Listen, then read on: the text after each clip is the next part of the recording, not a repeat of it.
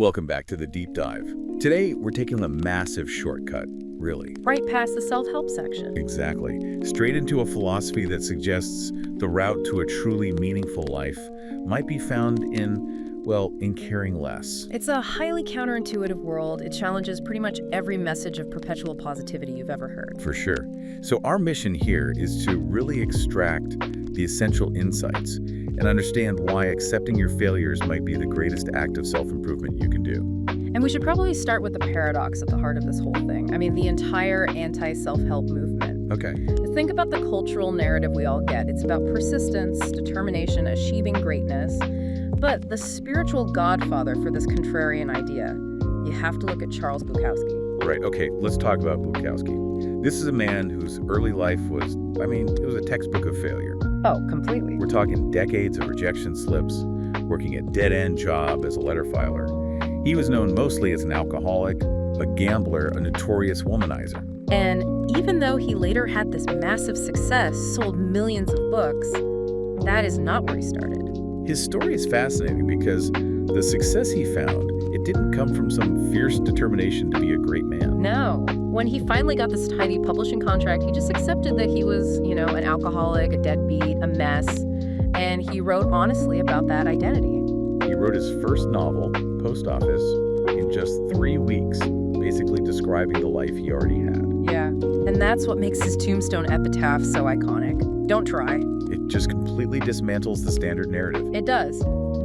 His genius wasn't in overcoming his flaws to become something shiny and new. It was in just sharing his flaws without reservation or any kind of apology. So he just accepted what he was. Precisely. And in doing that, he stopped caring about all the things he couldn't control, things like external validation or some arbitrary definition of success. And that acceptance, that gets us to the core of this philosophy. The problem with all this mandatory positivity. We are, as a culture, obsessed with these unrealistic expectations.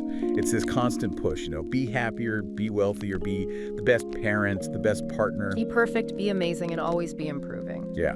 But the problem is that this constant striving for the positive, it actually just reinforces the negative. How so? The more you fixate on achieving happiness or success, the more you highlight the fact that you currently lack those things. The self-help industry, kind of ironically, depends on reminding you what your perceived shortcomings are. That feels like a psychological trap.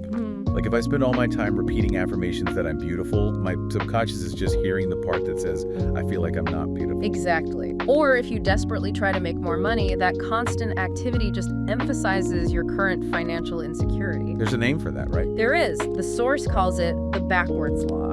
The backwards law. The idea is that the desire for a more positive experience is, in itself, a negative experience. And paradoxically, the acceptance of one's negative experience is itself a positive experience. So the more you desperately want to be rich, the more poor and unworthy you feel, regardless of how much money is actually in your bank account. Right. You feel the lack because you're so actively pursuing something you believe you don't possess. Some people might call that cynical. I don't think it's cynicism. I think it's more of a radical acceptance. If you're constantly trying to avoid pain, you're just giving too much significance to that pain, which creates suffering. But if you accept the pain is just a fundamental part of the journey, You disarm it. this brings us to something that feels very relevant today. This vicious cycle called the feedback loop from hell. Yes. This is how negative emotions compound. You feel anxious, and then you start feeling anxious about being anxious. Or you get angry, and then you hate yourself for being angry. Right, and it creates this infinite loop of self-loathing because you've decided your initial completely normal negative feeling is somehow unacceptable. And why is this so much worse now than, say, a few decades ago? Well, back then, if someone felt bad, they might just think, well, that's life, and go back to what they were doing. Back to shoveling hay. Exactly. But today, because of mass media, social feeds, we are constantly seeing these curated images of everyone having an amazing life. And that hyperexposure makes us think there must be something uniquely wrong with us for feeling bad or anxious or just plain average. Which brings us to the entitlement trap. This constant message that everyone is special, it feeds the loop. The source uses this cautionary tale of a guy named Jimmy. Jimmy, the delusional emotional deadbeat. That's the one. He was constantly failing, leeching off his family, but he genuinely believed he was a genius startup founder. He's sort of the product of that 1970s self-esteem movement, isn't he? Where the intention was good, raise self-worth, reduce crime, but the execution was a little flawed. He just started telling people they were special simply for existing. So Jimmy's self-worth wasn't connected to achievement at all. It was just tied to how good he felt about his potential, no matter what the reality was. And this gets amplified by what the source calls the tyranny of exceptionalism. Okay, unpack that. Just think about where our attention goes. Every day, we are flooded with stories from the 99.999th percentile. The world's best athlete, the world's worst tragedy. The greatest business success. Our brains are being conditioned to believe that exceptionalism is the new baseline for what's normal. But the truth is, most of us are, statistically pretty average at most things we do. And that constant deluge of extreme information just makes us feel perpetually insecure and desperate. We either try to compensate by being extreme ourselves, or we just give up. And truly exceptional people, they don't get there because they believe they're already great. No, they're usually obsessed with improvement because they have this unerring belief that they are not that great yet. If you start from a place of entitlement, you lose the drive for real growth. Okay, so if the answer isn't to be a special, exceptional Jimmy and the epitaph is don't try, then what's the path forward? It sounds like the advice is to give a fuck about less. About less, yeah. To focus only on what is true and immediate. And that requires a fundamental shift in how we look at pain. A shift how? The source argues that suffering isn't a mistake of human existence, it's a feature. It's biologically useful. Pain is nature's preferred agent for inspiring necessary change. Like when you stub your toe, the physical pain teaches you your limits.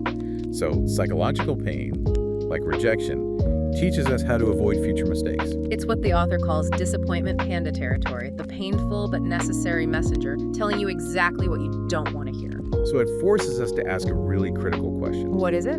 What pain do you want in your life? What are you willing to struggle for? Because happiness isn't some goal you achieve. It's a byproduct of choosing and managing your struggles effectively. It's easy to say you want the corner office, but are you willing to endure the soul-crushing 60-hour work weeks and the office politics to get there? Or wanting a six-pack. Are you willing to sustain the early mornings and the constant feeling of hunger? The source has this great comparison between two musicians who faced this monumental rejection. Dave Mustaine, right, kicked out of Metallica. Yeah. He goes on to form Megadeth, sells millions of albums, becomes an icon, but he admitted he still felt like a failure. Because he chose a metric that was impossible to meet. Which was? Beating Metallica, who sold exponentially more. So his success was still defined by his original pain. Now compare him to Pete Best. The original drummer for the Beatles.